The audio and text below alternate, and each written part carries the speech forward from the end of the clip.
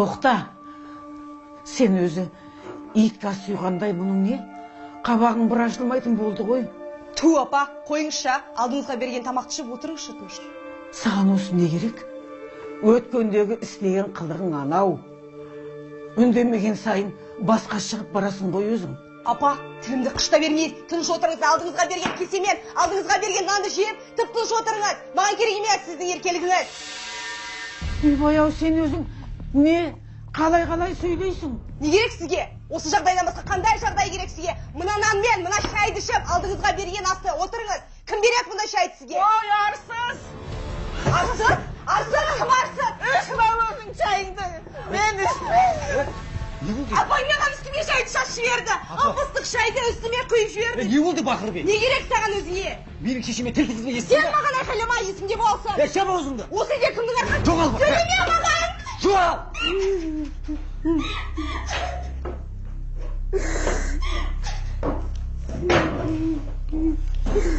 Апа, айтыңызшы, не болды? Жыламаңызшы, мен түсіндіріп айтам бәрін.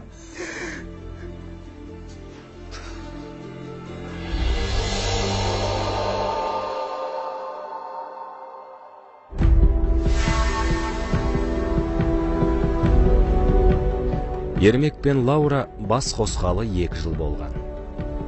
Қалада ұзақ жылдар бойы анасы екеуі пәтерден пәтерге көшіп жүріп, Лаураның әкесі алып берген пәтерге көшіп кірген еді. Отбасында барлығы бір қалыпты сияқты көрінгенмен, жүрекке батар талай сыр бар еді.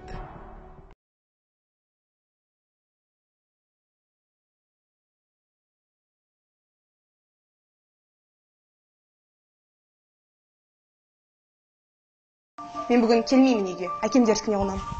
Түсінбедім, неге келмейсің? Бүгін әкемнің үйіне қонамын. Келмеймін дейді. Лаура, менің апамның бір сөзіне бола келмейін деп тұрсың ба сонда? Сенің апаң, апаң. Шаршатты мені сенің апаң. Не? Айқайлама. Менің анам саған не істетсінші, а? Не істемеді сенің анаң маған? Айқайлама. Айқайлаймын. Не керек саған? Айқайлама дедім. Не керек саған? Аузыңды жап.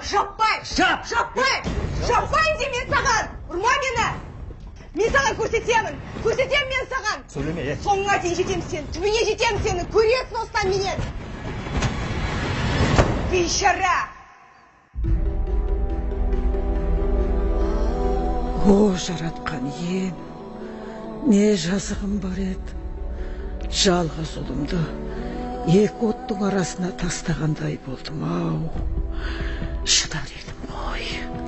Бірақ келіннің кесір мінезі мені әбден қажытты ғой. Кетіп қалайын десем, қайда барам? Кімім бар? Айналайсың, қарғамсың. Терезеге қарап, ойланып тұрмын. Балам-ау. Апа. Сен ана Лаураға барып келсеңші. Апа, сол Лаураны көргім де келмейді, барғым да келмейді. Кетсін аулақ. Адам баласын басында не өтпейді, қарғам-ау. Ашу дұшпан, ақыл дос дейді. Басың жас, болашағың алдыңда. Оның үстіне мына пәтерде... Апа, болды, ары қарай керек емес. Үй бүйт айтпай қойыңыз, болды. Жарайды.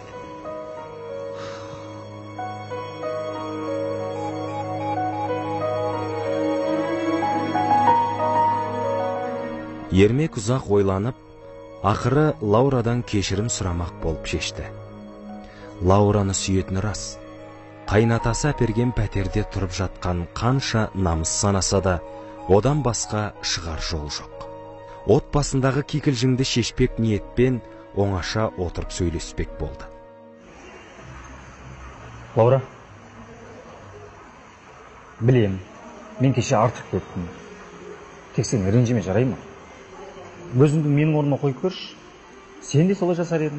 Сен де солай анаңды қорғайтын едің. Білесің, ана барлығымызға жақын. Тек менің айтарым, болашақ біздікі. Болмайтын нәрсеге осылай ренжіп жүре береміз ба? Береке жоқ. Ал мен бұдан шаршадым. Шыны керек. Түсінем, мен барлығын түсінемін. Бірақ мен айтпаған нәрселерім өте көп. Егер оның бәрін айтатын болсам, сен апаңа тағы ренжисің. Ол мен білмейтіндей, менен жасыратындай, ренжитіндей не ол, а? Айтшы, не ол? Ой, көп қой ол. Айта берсем өте көп. Оның бәрін айтпай ақ қояйықшы осы жерде.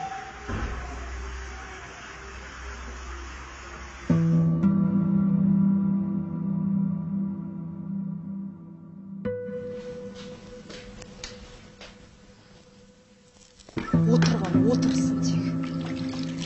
Ең болмаса тамағыңды ақтап мына жерді жуып, сүртіп отырсаң қайтеді? Қарағым-ау, жай айтсаң да болады ғой. Енді қартайып қаусап жатқан адам емеспін. Әрине істеймін айтқаныңды. Оған енді ашуланбай-ақ. Жарайды.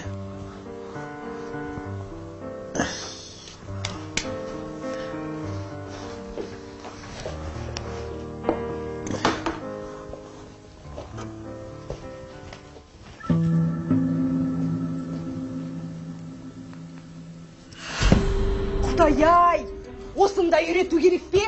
Міне, бұл тряпканы аласың алдымен, сосын барып былай сығасың, жуасың, содан кейін барып жуады. Анаңнан айналайын.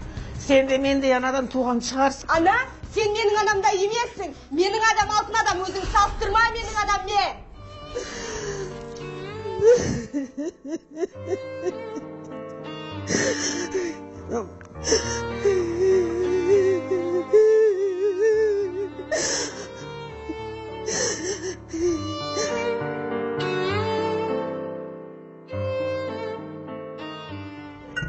Рахмет.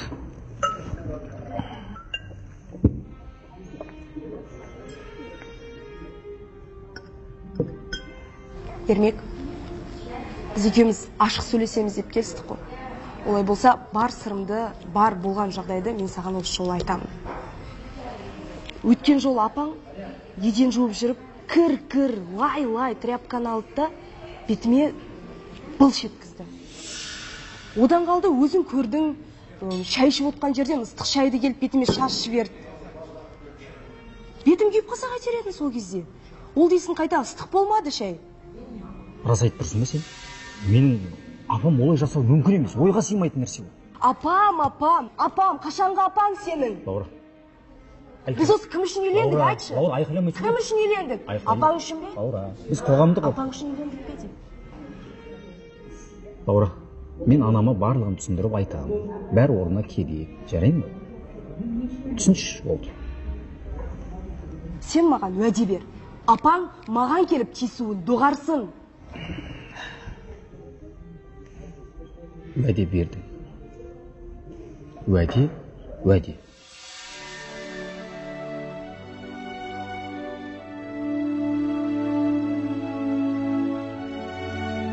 Арада уақыт зымырап өтіп жатты. Отбасындағы береке қайта орнағандай болып, Лаураның көзқарасы өзгерген тәрізді болған. Анасымен шай үстінде жылы сөйлесіп, сыйласып отырғандарына Ермек іші жылып, алаңсыз болды. Бірақ Лаураның жоспары мүлдем басқа екен Ермек әлі сезген жоқ. Күләш апа қанша көңілсіз болса да, Ермектің алдында жадыраған кейіп танытып жүр.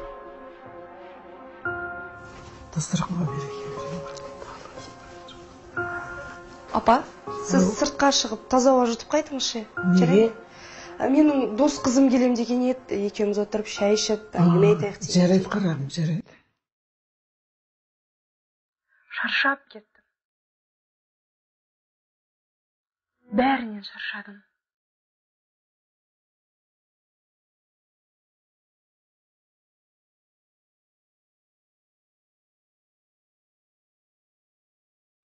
Үйден мені қуғандай болып шығарып тастады. Әлде бөгде еркекпен әуейі болып жүрмекен. Ай, сорлы балам-ай, осы кесірге қайдан ғана тап болдың екен. Не болып кетті бұл өзі?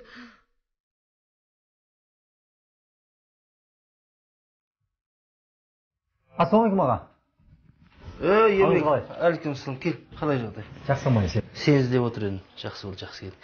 Қайсар екеуің Талдықорғанға жүресіңдер. Шопырлардың бәрі бос емес, сендер барып қайтыңдар, басшылар жасап. Дәл қазір ма? Дәл қазір. Жарайды. Жол болсын. Жақсы. Жақсы.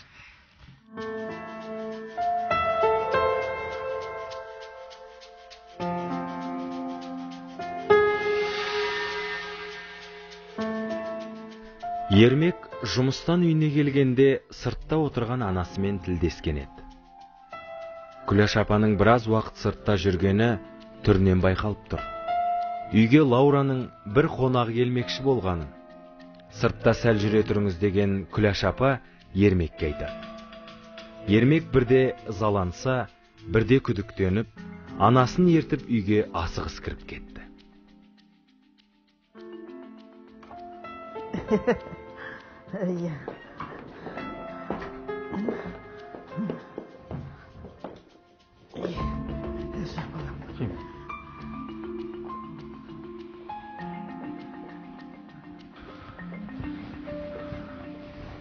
Отырыңыз.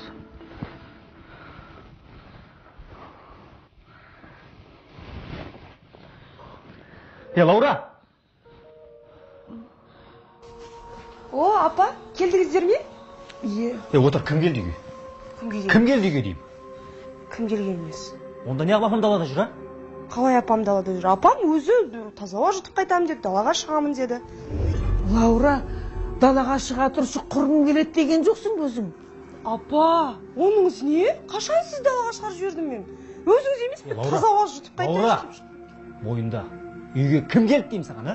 Қалай мойында? Тұрсын ғой үйде, жоқ үйде ешкім. Қызықсың сен өзі. Әлде біреуің бар ма? Біреуің не? Мүмкін біреуің бар шығар сенің, а? Біреуің не? Сенен басқа кімім бар менің? Оңбаған. Мойында деймін. Кім келді үйге? Ешкім келген жоқ үйде. Үнем осы апаң шағыстырата отырады екеумізді. Үнем осы апаң үшін ұрсамыз, үнем осы апаң сенің. Кім жаман, Лаура жаман, үнемі сол. Осы үйдің отымен кіріп күлден шығам, сонда да мен жаман, сонда да мен жаманмын. Неге менен көре бересің?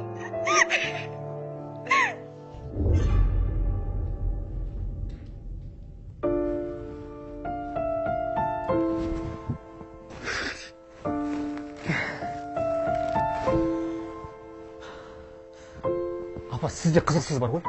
Алжығансыз ба? Миыңыз ашыған ба? Тыныш отырмайсыз ба? Қандай қонақ үйде? Қонақта ешкім жоқ. Не ұнамайды сізге? Кім ұнамайды?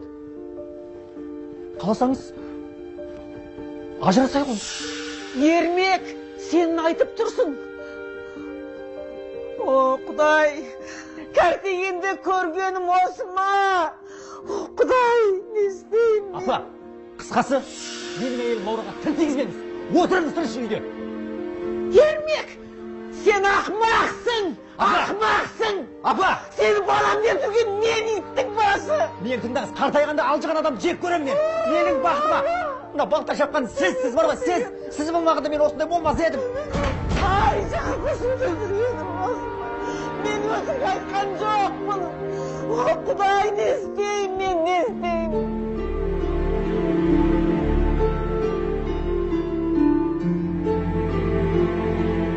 Үйдегі ұрыс-керіс күн сайын ушыға түсті.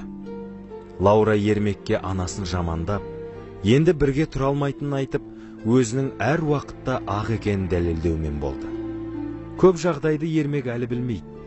Үйде бір ұрыс туындаса, анасын айғайлап, Лаураны жақтап шыға келетін болған.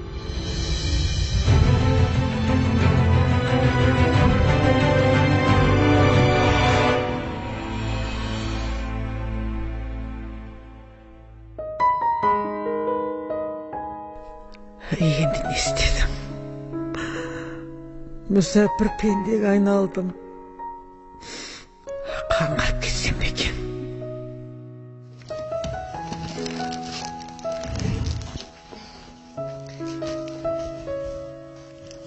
Жаным, алтыным, қалайсың? Жағдайың жақсы ма? Ешкім алып тұрған жоқ. Сен білесің, мен барлық құжаттарды мен дайындап қойдым. Мен тек сенің келісімің мен қолың ғана керек. Лаура, осының дұрыс па? Әрине дұрыс. Мен сенің осылай айтарыңды білген едім. Несі дұрыс емес біздің? Ол жақта өзімен қатар апалар болады, жақсы адамдар бар дегендей. Қызықсың. Бірақ дос бар, дұшпан бар. Ертең күлмей ма маған? Намыс қайда деп айтпай ма? Қандай дос, қандай дұшпан? Сенде менен басқа кімің бар өзі, айтшы маған. Ештеңе етпейді. Аптасына бір рет барып тұрасың. Онда тұрған не бар екен? Екеуміз аяғымыздан тұрып алайық. Сенің де жұмысың бар, менің де жұмысым бар. ойлаңшы. Сен де мені түсінші, сенің де анаң бар ғой. Лаура, білмеймін.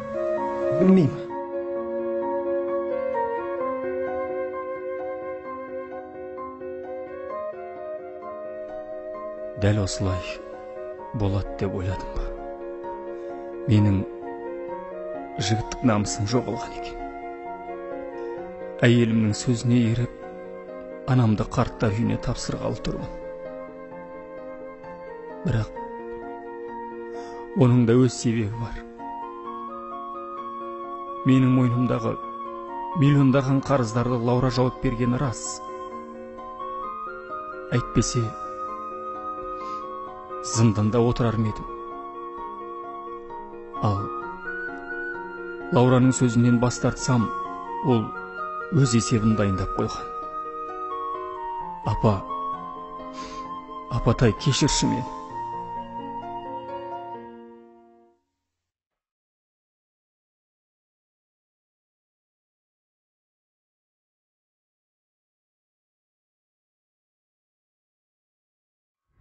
Ермек, қайда бара жатқаныңды жақсы біліп отырмын.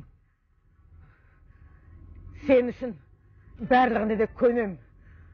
Көлікті тоқтат. Апа. Ашпа аузыңды. Айтпа ештеңе. Жібер мені. Тоқтат көлікті. Кері қайт. Сен апаратын жерге өз аяғыммен барам. Апа, мен Лаураға шемсіз байлаған адам. Мен не істеймін, басқа амалым жоқ. Ол өз шаруаң. Сені осы уақытқа дейін жеткіздім. Енді саған өкпем жоқ. Өзің бақытты болсаң болды. Кері қайт. Кері қайт дедім мен саған. Тоқтат!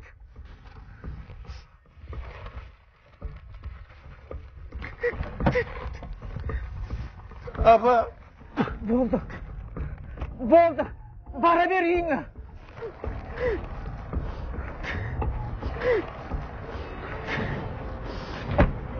Апа! Отырыңызшы бер.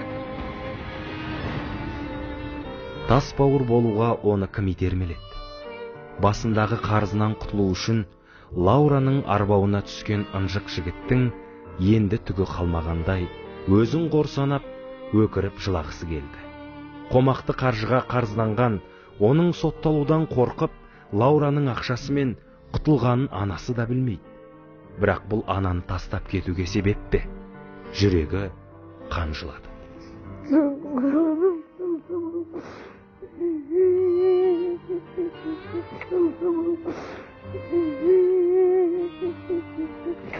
Апа?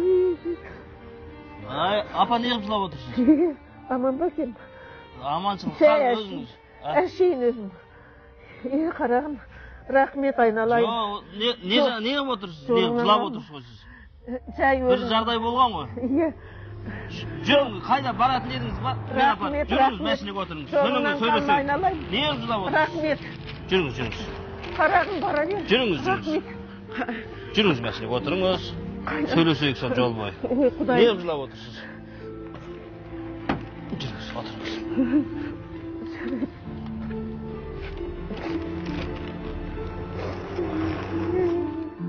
Күләш апаның жағдайын түсінген Арыстан оны аяп кетті. Осы жасқа келген абыз ананы, аямаған тасбауыр баласын айыптаған. Алайда Күләш апа өз ұлы туралы Арыстанға айтқан жоқ.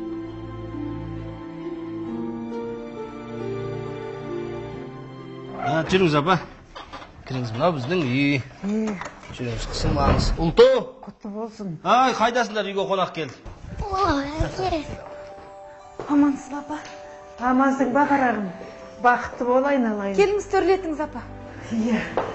Сәлеметсіз апа, сіз менің апамсыз ба? Иә, апаң мінекей. Сіз маған көп ертек оқып бересіз ба? Әрине оқып берем. Әрине, апаң енді саған көп ертек оқып Жүріңіз береді. апа, тәйшін. Жүр ғой, жүр.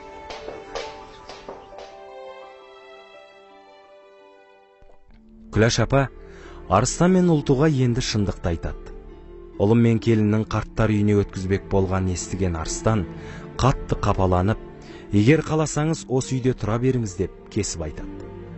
Бұл жағдайға жүрегі елжіреген Ұлту да Күләш апаны шын түсініп, өз анасындай мейірлене қарады. Мына жалған дүниеде өз қарабасын күйттеп, материалдық құндылыққа санасы уланған пенделер көп қой. Бірақ жәннаттың кілті ананың табанында жатқан ұмытатыны қалай?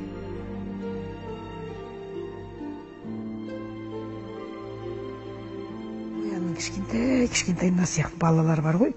Мысалы, мынау мінекей мынау жолбарыс міне.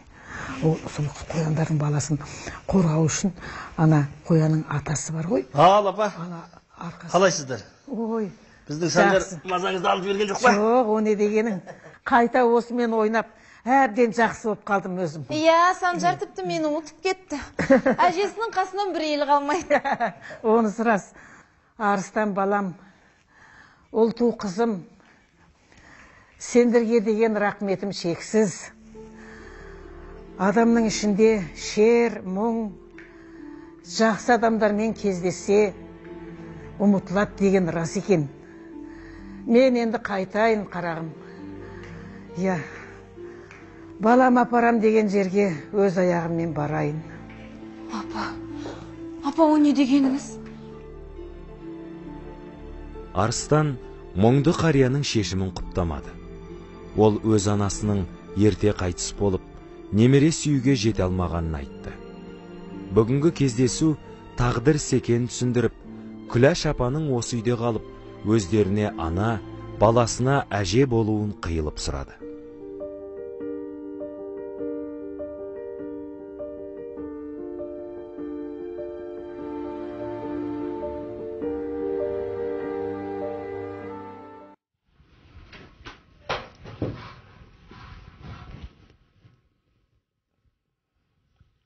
Ертең кімнің тойына барам дедің? Мен сенің барлық киімдеріңді дайындап қойдым. Ертең бірге қызмет жасайтын сыйлағамыздың баласы сүндет көтеріп жатыр, соған барам. Ал білесің ба сен? Менің саған жаңалығым бар. Қандай жаңалық? Сен әке атанасың. Жақсы болыпты.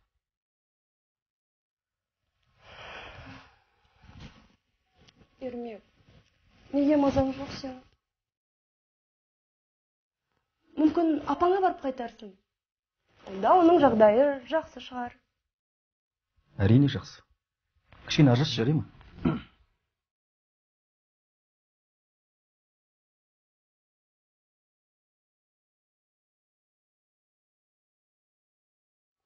Бүгін Арыстан ағаның тойы жақсы. Қалайсыңдар? Ермек? О, Арыстан аға, қалайсың? Қалай жағдай? Жақсы аман сен. Қалай, келіп жатыр ма? Иә, міне қонақтар бар. Ел жұрт, көңіл күй қалай? Жақсы бәрі. Өзіңдер қалай дайынсыз? Сәлеметсіздер? Біз де келдік не? Жақсы. Қалай, ел жұрт? Апа? Апам бай. Сен танисың ба?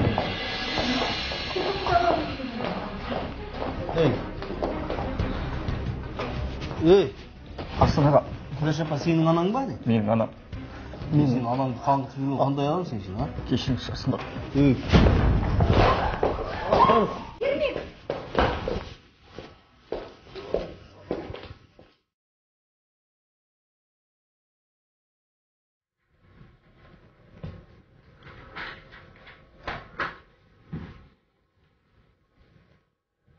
Арыстан аға, ассалаумағалейкум. Ермек, мен сені бұндай жігіт деп ойламаппын мен. Не деген опасызсың ей? Өзінің туған анасына жақсылық жасамаған адам басқа біреуге жақсылық жасайды деп ойламаймын ешқашан. Арыстан аға. Сөйлеме маған. Көзіңді жоғалт бұл жерде. Кешіріңіз. Жоғал деймін мен саған. Мойныңды бұрап жұлып аламын деді.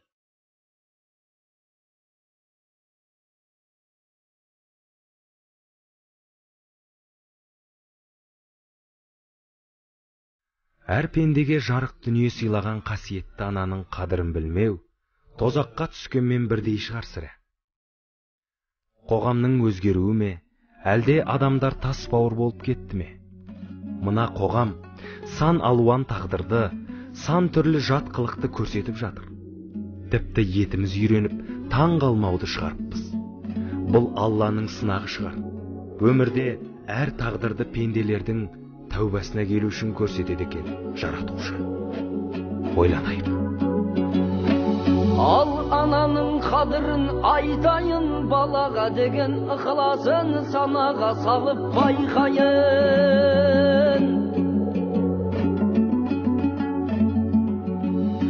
Ай 9 ай 10 күн көтерген, мехнат тартқан төтеннен еңбегінде етілген зиярат қылып сыйынсаң кем емес құбылам мекеннен. Қадірін оның білмесең, қызметінде жүрмесең, арамыз алым болғаның ұрғаны Құдай жетеңнен.